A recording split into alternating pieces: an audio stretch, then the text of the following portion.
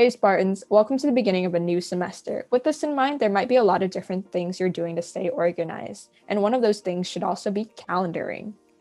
My name is Jasmine, and I'm a Spartan East Side Promise program peer mentor.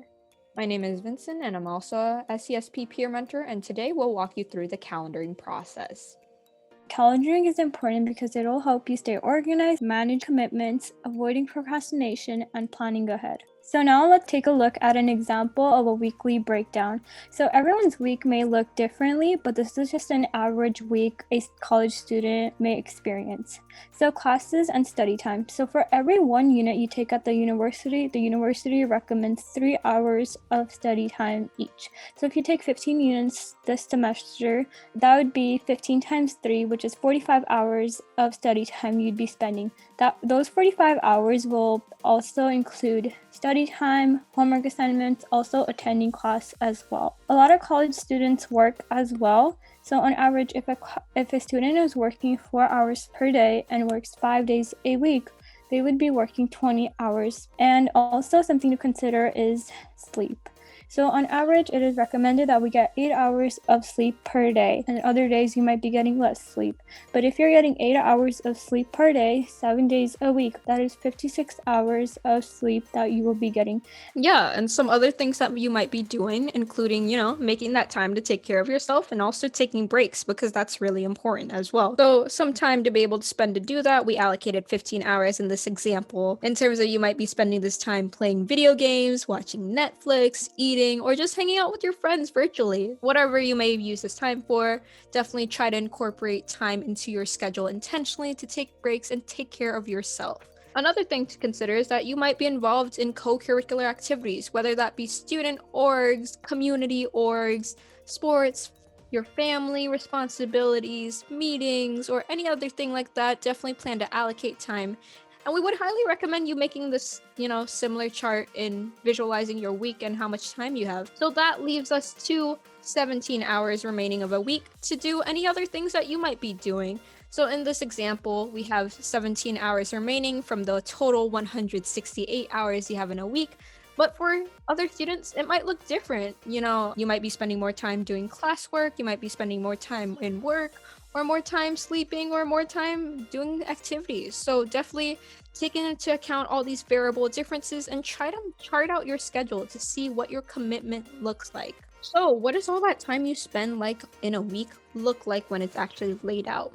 You can try to do this using via Google Calendar, or you can also use your agenda to be able to map out the times that you spend for work, for your classes, for breaks, for doing assignments, or any other activities that you may be a part of. Mapping out your schedule can definitely help you kind of understand how much time you have in a typical day, and things change also. So with all of your different commitments, there are a variety of tools and resources that you can use to help you better plan out your days and your schedule. Some digital tools that I would recommend, including using Google Calendar or any other calendaring app or platform, Google Folders to be able to sort your assignments and to be able to organize your coursework that way. And also to turn on your notifications so that you're able to receive the latest notifications on whether, due dates for assignments or any upcoming activities or meetings that you may have. And Canvas is also definitely a great resource, as there's also this checklist view where you can check off the assignments that you already did.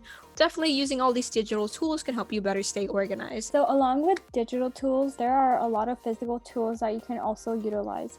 You can use a desk calendar, an agenda, post-its, a to-do list, or even planner that you can write down all your due dates, your assignments in, or have a whiteboard calendar hung up on your wall so every time you walk by, you can see what assignments you have coming up or important due dates as well. Something that I like to do personally is on Canvas, you can change your classes to a specific color. So if I have a class that I use the color blue, I like to use the same color in my agenda as well. So I write all my assignments, my deadlines for that class in blue. And then I also use blue sticky notes as well. For some reason, seeing those colors just reminds me what class it is, and it just helps me stay organized and It helps me remember all my assignments as well. And now that we equipped you with a variety of different tools and resources that you can use, this is only a basic overview, so definitely check out our full calendaring workshop via our YouTube channel or our Google Classroom for more information on calendaring. And also, we're here to support you as our Spartan East Side Promise program, so definitely feel free to contact any of our staff members, visit our website, or schedule an appointment with one of our peer mentors to be able to sit down and walk through this process together. You don't have to do it alone, and we're here to support you. Thank you so much for taking the time to tune into this video, and we hope you have a great rest of your day.